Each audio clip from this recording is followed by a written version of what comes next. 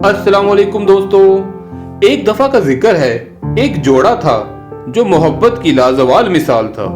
लेकिन जब इस दुनिया में कुछ भी मुकम्मल नहीं, चाहे वो चांद की चांदनी हो या फिर मोर की खूबसूरती, तो फिर इनकी मोहब्बत कैसे मुकम्मल हो सकती थी। और वो मोहसिन ने क्या खूब कहा था, रेजा रेजा है मेरा अक्स, तो हैरत ये है मोहसिन मेरा आईना सलामत है, तो फिर टूटा क्या है। दानिश की मोहब्बत दुनियावी असबाब से बालातर थी, जिसमें कोई अगर मगर नहीं था। इसके बरक्स महविश की मोहब्बत दुनियावी असूलों की जंजीरों में जकड़ी हुई थी।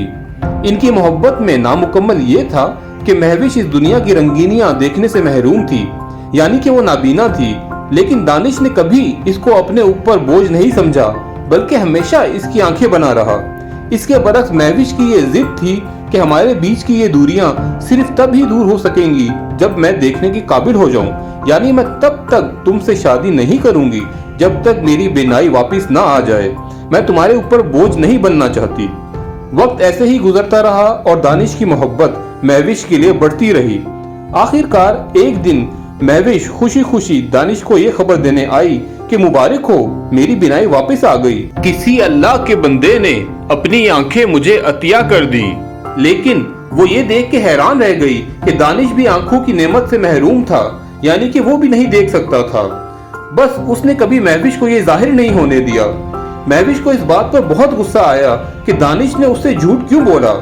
इससे पहले कि दानिश कुछ कहता, महविश ने उसे साफ साफ कह दिया कि अब हमारे रास्ते जुदा जुदा हैं। मैं अपनी आधी जिंदगी सहारे पे गुजार चुकी हूँ और बाकी की जिंदगी किसी का सहारा बन के नहीं गुजार सकती। मैं भी अब इस दुनिया की रंगीनियां देखना चाहती हूँ।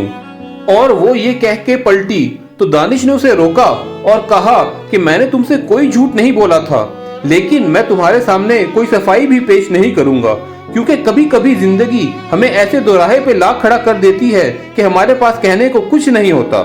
तुम्हें इस दुनिया की रंगीनियां मुबारक हों।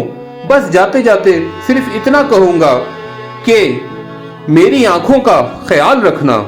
दोस्तों, मोहब्बत मजाजी हो या हकीकी, हमसे ये तकाजा करती है कि इसको दिल से किया जाए, क्योंकि जो मोहब्बत आंखों से तस्दीक करने के बाद हो वो मोहब्बत नहीं, सिर्फ एक कशिश होती है। तो मैं हूं फराज ताहिर और आप देख रहे हैं मिस्टर खोजी। लेकिन खोज सिर्फ मोटिवेशन की, हिम्मत की और हौसले की। So let's begin.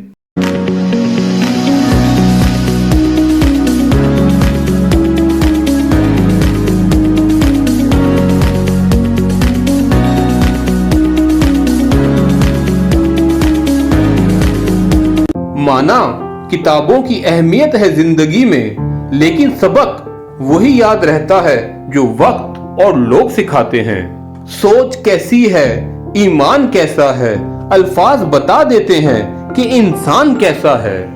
ये दुनिया है मेरे दोस्त, यहाँ सब बिकता है। यहाँ तो लोग हवाओं को बेच देते हैं गुबारों में डालकर। किसी ने मुझसे पूछा, तुम उन्हें याद क्यों करते हो जो तुम्हें याद नहीं करते। मैंने बस मुस्कुरा के कहा, रिश्ते निभाने वाले मुकाबला नहीं करते। धूप का तो बस नाम ही बदनाम है, जलते तो लोग एक दूसरे से हैं। वक्त, मौसम और लोग, सबकी फितरत एक ही होती है। कब कौन कहां बदल जाए पता ही नहीं चलता। लोगों को अपनी अच्छाइयां बता बता के उनके साथ रहने की भीख मत मांगो। अपनी कुछ बुराइयां बता के देखो कि कौन कौन साथ चलता है।